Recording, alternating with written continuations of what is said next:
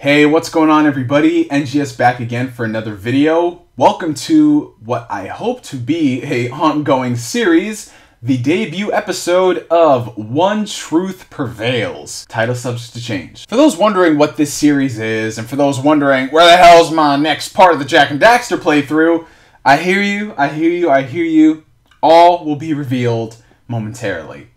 For the longest time, I've been thinking of ways of breathing new life into this channel, really reinvigorating my interest in posting more gameplay videos. Because as you guys know, it's been a real rocky situation when it comes to this channel. There'd be times where I would post a video of a game I'm really loving.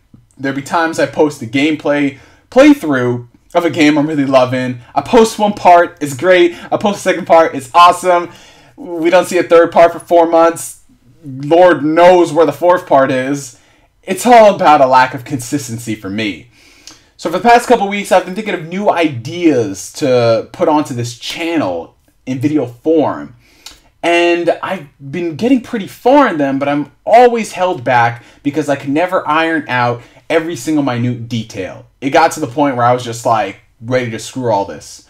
But then I realized that in life, sometimes you just need to go with what you have and hope for the best. So this is One Truth Prevails. This is going to be a weekly web series on NGS2 where I'm going to give you guys the chance to send questions directly to me. Thanks for screwing up directly, Awada. Thanks. We can never use that word again. Thanks. I apologize. On this debut episode of One Truth Prevails, title subject to change, we're going to be talking about next generation console upgrades. Do you sell your older system to upgrade to the new shiny piece of plastic? This is something that really we didn't see too much of with the launch of the 8th generation consoles, PlayStation 4, Xbox One, and Wii U. But as time went on, 4, 5, 6, 7, 8 months into the lifespan of all three systems, a lot of people are feeling buyer's remorse. A lot of people are feeling that, hey, you know, I just dropped close to $half a grand on these systems and I'm kind of not feeling it as opposed to the older ones.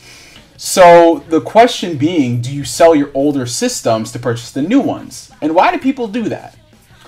So I want to take this back to the root of it. I want to talk about something I mentioned before, the shiny new piece of plastic.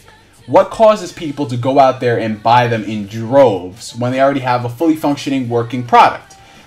I think this question is, you're going to get a different answer depending on who you talk to, especially depending on what industry they're in. You're going to get a different question from somebody who's operating in the mobile phone industry than you are someone who's operating in the gaming industry. So to touch on mobile phones briefly, let's take for example you have two high-end phones, the iPhone 6 and the Galaxy Note 4.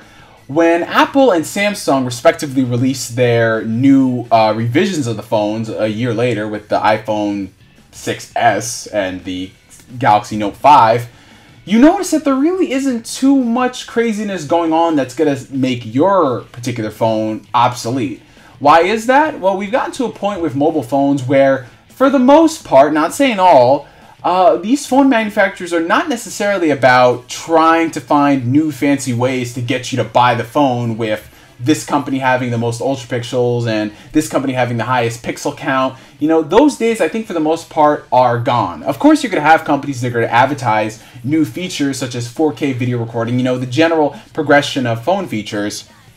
But I think they're more focused on making more reliable phones that it's gonna better serve you in your day-to-day life. That's what I think a lot of phone manufacturers are going for when they can't just advertise all the crazy new features. Of course, we're going to see companies still do that, but for the most part, I think everyone's kind of hit that point where it's like, there's only so much you can do in a certain span of time, guys. So with phones, for the most part, a lot of people aren't going to have any incentive to go out there and buy the newest phone out there if their older model, which is barely a year old, still functions completely well. I'm talking about the majority here, not the minority who gets with programs like, I think it was AT&T Next or Verizon Edge. I think it's one or the other. They're swapped where you can get a new phone every year by paying a certain amount of money. Those are made for the minority of people who do like doing that. Whereas most people are just like, hey, if it's functioning, if I can post on Instagram of what I'm eating, then it all works out, man. It's dandy. Now let's switch gears and talk about the gaming industry. With the gaming industry, it's very different. I think a lot more people will be, for the most part, have more incentive to upgrade to a new system when it releases. Why? Because consoles are very stagnant in upgrading on the hardware side of things. These consoles are set pieces of technology that have no hardware advancements whatsoever in terms of memory, in terms of graphics, nothing. They're meant to be kept in the homes from anywhere from 4, 5, in some cases the last generation consoles, 8 years. It's been that crazy. And so a lot of people definitely do feel console fatigue when they're reaching the tail end of the lifespan. They want something new, they want something faster, they want something better. Hence why, when you get a system like the PS4 and Xbox One, they start to flip their shiz. This is very different than a situation like the PS2 and before to now. Because back then, consoles had a shorter life expectancy. Consoles were, for the most part, 4 or 5 years at the very max. There was never anything over that, unless you had a really popular system like the PlayStation 2. But even in that case, the PlayStation 2 lost its relevancy after a game like Persona 4 came out. That was, I guess, what you could say, the swan song of the console. So with the new generation of systems, a lot of people are going through buyer's remorse. They're feeling that, they don't have the games on the system to warrant the close to $500 purchase. The features just aren't there yet. What's going on? I thought these consoles were supposed to be up to date. And to answer that, all I can say is everything takes time. Everything takes time for these developers and programmers to get these new systems up to snuff. And that's where it's very disappointing, because when you have a console that you've been using for so many years that's had so many updates, you would expect, at the very minimum, these consoles to have all the features that the older ones have. But when you have a system like the PlayStation 4 that comes out that is very lackluster in its features comparison to its younger brother, in this case older brother, because we're going by the timing here, younger in terms of numbers, older in terms of years. I'm weird like that. When you have a console like PS4 which is lacking in features and such, it kind of gets disappointing. Now, we both know Sony and Microsoft are working tirelessly to release the features on the systems so gamers can actually get more of an enjoyment out of them. But it is kind of disappointing that you bought this system and you have to wait for basic features. Not talking anything crazy, but the basic things that we saw on PlayStation 3. I mean, with the recent PlayStation 4 update, we finally got stop and resume downloads. It took a year to get that feature. That's pretty disappointing. So as far as software is concerned, it all depends on the console manufacturer and the speed of which they're working to upgrade the system up to snuff. It's disappointing compared to a system like iPhone, where really when you open it out the box, it's for the most part upgraded. You may have to do one update or something, but for the most part, you're good to go.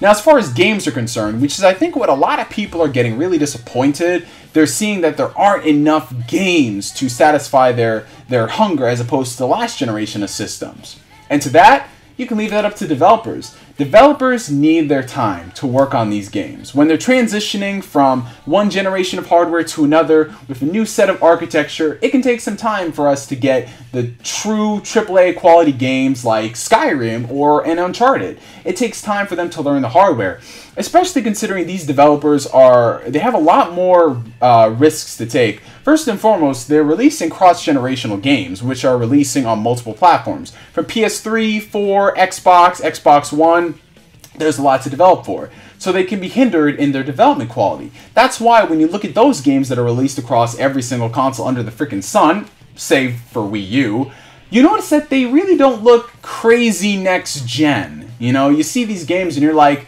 yeah, it looks better than PS3, but it doesn't seem like this mind-blowing experience running 1080p 60 frames per second. It can't even hit that.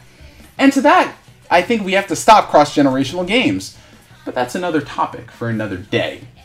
So when it comes to games, you all have to leave that up to developers. They need their time to work on these games. And while it is disappointing that we're not seeing the crazy games within the first 6, 8, sometimes 2 years of the system, it's to be expected. It was the same for PS3. It was the same for, well, for the most part, even PS2 and Xbox 360 still had some quality AAA stuff straight out the gate.